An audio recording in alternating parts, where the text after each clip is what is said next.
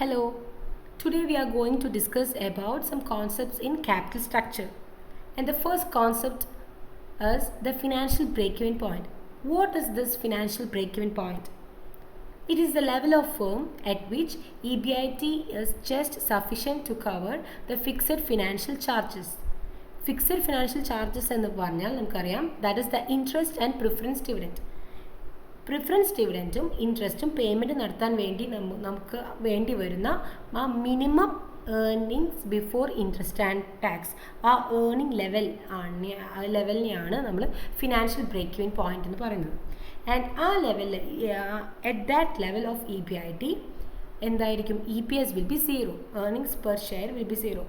നമ്മൾ മുൻപത്തെ ക്ലാസ്സിൽ നമ്മൾ ഇൻഡിഫറൻസ് പോയിന്റ് വരച്ച ഗ്രാഫിൽ മിസ് കാണിച്ചു തന്നിരുന്നു. ഫിനാൻഷ്യൽ ബ്രേക്ക് ഇവൻ പോയിന്റ് എവിടെയാണ് വരാം? എപ്പോഴും Y ആക്സിസിലായിരിക്കും. Word the EPS is 0. And how can we calculate this?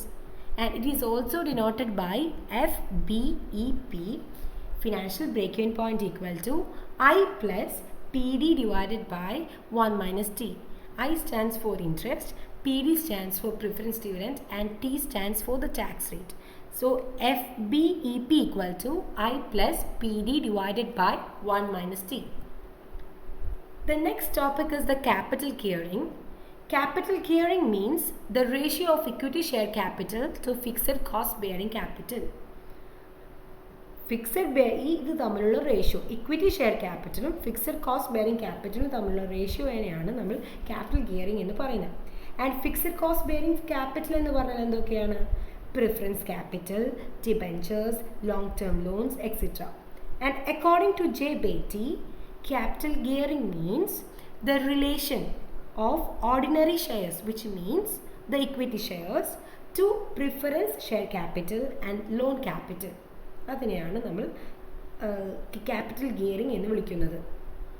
അതായത് എന്താണ്? It indicates the proportion of fixed cost bearing securities to the equity share capital. Equity share ക്യാപിറ്റലും ഇതിൻ്റെ എത്ര percentage ആണ് നമ്മുടെ ഫിക്സഡ് കോസ്റ്റ് ബെയറിംഗ് സെക്യൂരിറ്റീസ് ഉള്ളത്, അത് തമ്മിലുള്ള റേഷ്യോനെ കാണിക്കുന്നതാണ് the capital gearing.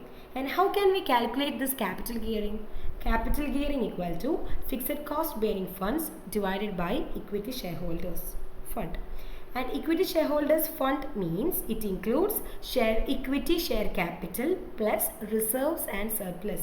Equity shareholders fund equal to equity share capital plus reserves and surplus. And this capital gearing may be high or low. High capital gearing high എന്ന് പറയുന്നത് എപ്പോഴാണ്? The gearing is set to be high എപ്പോഴാണ്?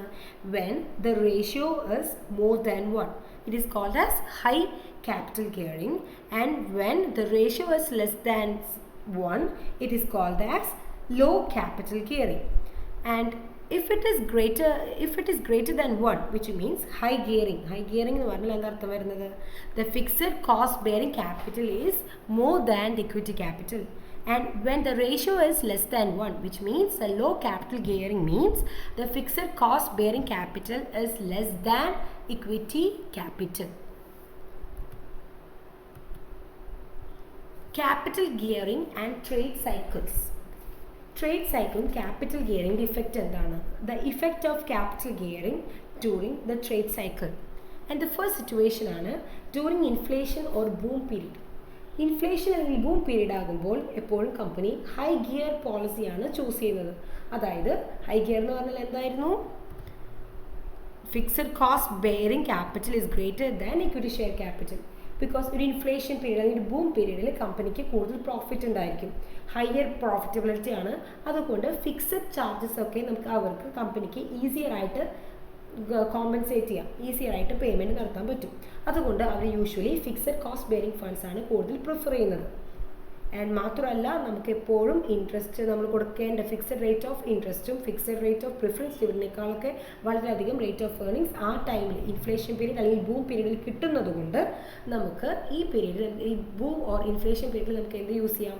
The policy of high gear can be adopted because due to the increase in the rate of earnings of the company than the fixed financial charges. Then അടുത്ത situation ആണ് during deflation or depression period. And during that time, what will happen? The rate of earnings of the company is lower than the rate of interest or preference dividend. Hence, the company cannot meet the fixed cost. So, what can they do? They can maintain the low gearing policy. The policy of low capital gear will be followed during that period. Low gear എന്ന് പറഞ്ഞു കഴിഞ്ഞാൽ എന്തായിരുന്നു? Which means the fixed cost bearing capital is less than equity capital. Deflation അല്ലെങ്കിൽ depression period അവർ ആദ്യം കൂടുതൽ equity capitalനെയാണ് relay ചെയ്യുന്നത് than the fixed cost bearing funds. These are the effect of capital gearing during the various phases of trade cycle. And the next topic, reasons for changes in capitalization. And what is this capitalization? Which means the total investment made in a company. Our company investment നടത്തുന്നതിൽ changes വരാം. Why? What are the major reasons necessitating the change in capitalization? Capitalization change വരാൻ കാരണങ്ങൾ എന്തൊക്കെയാണ്? The first thing is to restore the balance in the financial plan. Sometimes നമ്മുടെ കമ്പനിക്ക് fixed cost bearing securities, അതായത് fixed charges തന്നെ compensate ചെയ്യാൻ പറ്റാതെ വളരെ ബുദ്ധിമുട്ടിയിരിക്കുകയാണെങ്കിൽ അവർക്ക് എന്ത് ചെയ്യേണ്ടി വരും? ആ പ്രിഫറൻസ് ഷെയർസിനെയും ഡിബഞ്ചേഴ്സിനെയൊക്കെ മാറ്റി അവർക്ക് ന്യൂ ഇക്വിറ്റി ഷെയർസൊക്കെ ഇഷ്യൂ ചെയ്ത് അങ്ങനെ ഒരു ഫിനാൻഷ്യൽ പ്ലാൻ തന്നെ മാറ്റേണ്ടി വരും. അല്ലെങ്കിൽ ആ ഒരു ബുദ്ധിമുട്ടിൽ നിന്ന് രക്ഷപ്പെടാൻ വേണ്ടി അവർ അങ്ങനെയൊക്കെ ചെയ്തെന്ന് വരാം. സോ അതുകൊണ്ടാണ് ഒരു ബാലൻസ് കൊണ്ടുവരാൻ വേണ്ടി ചെയ്യണമെന്ന് പറയുന്നത്, to restore balance in the financial plan. And second reason is to simplify the capital structure. അതായത് നമ്മുടെ ക്യാപിറ്റൽ സ്ട്രക്ചറിൽ ഒരു ഡിഫറെൻറ്റ് ടൈപ്സ് ഓഫ് സെക്യൂരിറ്റീസ് നമ്മൾ പല തരത്തിൽ നമ്മൾ റേസ് ചെയ്തു. അതൊക്കെ നമുക്ക് കൺസോളിഡേറ്റ് ചെയ്ത് കമ്പനീനെ മുന്നോട്ട് കൊണ്ടുപോകാൻ ബുദ്ധിമുട്ടായിരിക്കും. അങ്ങനെയുള്ള സമയങ്ങളിൽ നമ്മൾ ക്യാപിറ്റൽ സ്ട്രക്ചർ കോംപ്ലിക്കേഷൻസ് ലോവർ ചെയ്യാൻ നമ്മൾ ക്യാപിറ്റലൈസേഷനിൽ മാറ്റങ്ങൾ കൊണ്ടുവരാം. To suit investors need, investors പ്രിഫറൻസും നമ്മൾ കൺസിഡർ ചെയ്യണം. സോ അവർ കൂടുതൽ ഓണർഷിപ്പ് എക്സ്പെക്റ്റ് ചെയ്യുന്നവരാണ്, അല്ലെങ്കിൽ ഓണർഷിപ്പ് ഡൈലൂട്ടഡ് ആവാൻ താല്പര്യമില്ല എങ്കിൽ അവർക്ക് ഡെറ്റ് ഫണ്ട്സും അങ്ങനെയൊക്കെ റിലേ ചെയ്യേണ്ടതായിട്ട് വരും. ടു ഫണ്ട് കറൻറ്റ് ലയബിലിറ്റീസ്, ചില സമയത്ത് കറൻറ്റ് വർക്കിംഗ് ക്യാപിറ്റൽ നമ്മളെപ്പോഴും മെയിൻറ്റെയിൻ ചെയ്യും, ബട്ട് നമ്മളിപ്പോൾ കോൺസ്റ്റൻ്റ് ആയിട്ട് എപ്പോഴും മാറ്റി വെച്ചിരിക്കുന്ന വർക്കിംഗ് ക്യാപിറ്റൽ മതിയാകാതെ അങ്ങനെയൊക്കെ എന്തെങ്കിലും വരുമ്പോൾ അവർക്ക് എന്ത് ചെയ്യും? പല ഈ ഷോർട്ട് ടേം ഒബ്ലിഗേഷൻസ്, അതായത് കറൻറ്റ് ലയബിലിറ്റീസിനെ മീറ്റ് ചെയ്യാൻ വേണ്ടി അവർക്ക് അതർ ക്യാപിറ്റലൈസേഷൻ ടെക്നിക്സോ കൂടുതൽ ഫണ്ട് ഇൻക്ലൂഡ് ചെയ്യുകയൊക്കെ വേണ്ടി വരും. To write off the deficit, അതായത് കമ്പനി ഒരു നല്ല ഗുഡ് പൊസിഷനിലല്ല, ഈ നമ്മുടെ ഓവർ വാല്യൂഡ് ആണ്, നമ്മുടെ കമ്പനിയിലെ അസറ്റ്സ് ഒക്കെ റിയൽ വാല്യൂവിനേക്കാളും ഓവർ വാല്യൂഡ് ആണ്, അല്ലെങ്കിൽ ഒരു എപ്പോഴും ലോസ് മേക്കിംഗ് ആണ് എന്നൊക്കെ ഉണ്ടെങ്കിൽ നമുക്ക് അവിടെ ഒരു റീഓർഗനൈസേഷൻ ആവശ്യം വരും. നമ്മുടെ ക്യാപിറ്റൽ സ്ട്രക്ചറിന് റീഓർഗനൈസേഷൻ വേണ്ടി വരും. അല്ലാതെ ഒരിക്കലും ലീഗലി തന്നെ നമുക്ക് ഡിവിഡൻസ് പേയ്മെൻറ്റ് നടത്താനൊന്നും പറ്റില്ല. To capitalise the retained earnings, ഈ റീറ്റേൺഡ് ഏർണിങ്സിനെ നമ്മൾ ക്യാപിറ്റലൈസ് ചെയ്യാൻ ഇങ്ങനെയാണ്. റീറ്റേൺഡ് ഏർണിങ്സിന് ഇൻവെസ്റ്റ്മെൻറ്റ് ക്യാപിറ്റലൈസ് ചെയ്യുക എന്ന് പറഞ്ഞാൽ ഇപ്പോഴും ഇൻവെസ്റ്റ്മെൻറ്റ് നടത്തുക എന്നർത്ഥം. ആക്കാം നമ്മുടെ ഫണ്ടിനെ. റീറ്റേൺഡ് ഏർണിങ്സിനെ ക്യാപിറ്റലൈസ് ചെയ്യാൻ എങ്ങനെയാണ്? By the issue of bonus shares. And to avoid the overcapitalization, maintain a balance between preference shares, equity shares and debentures. അപ്പോൾ അക്യുമുലേറ്റഡ് പ്രോഫിറ്റിൽ നിന്ന് നമ്മൾ ബോണസ് ഷെയർസ് ഇഷ്യൂ ചെയ്യുമ്പോൾ എപ്പോഴും അത് തമ്മിലുള്ള ഓൾറെഡി ഇഷ്യൂഡ് ആയിട്ടുള്ള പ്രിഫറൻസ് ഷെയർസും ഡിബെഞ്ചേഴ്സും ഇക്വിറ്റി ഷെയർസൊക്കെ തമ്മിലൊരു റേഷ്യോ മെയിൻറ്റെയിൻ ചെയ്യണം. അപ്പോൾ അവിടെയും നമുക്ക് ഈ ക്യാപിറ്റലൈസേഷനിൽ ചേഞ്ച് വരുത്തേണ്ടതായിട്ട് വരും. To clear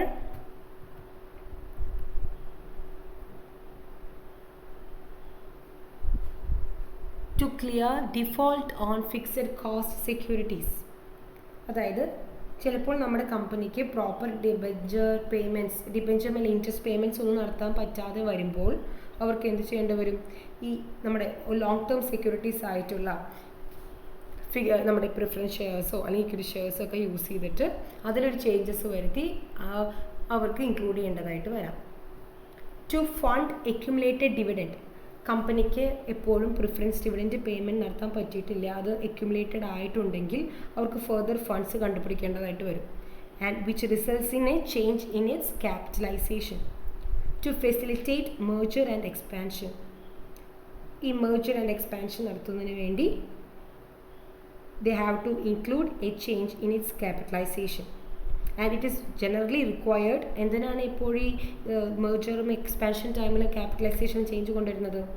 to equate the shares of different companies. And at next point is to meet the legal requirements. Legal requirements meet ചെയ്യാനും sometimes the changes in capitalization may also be necessitated. So these are the major reasons for changes in capitalization. So what are the major reasons?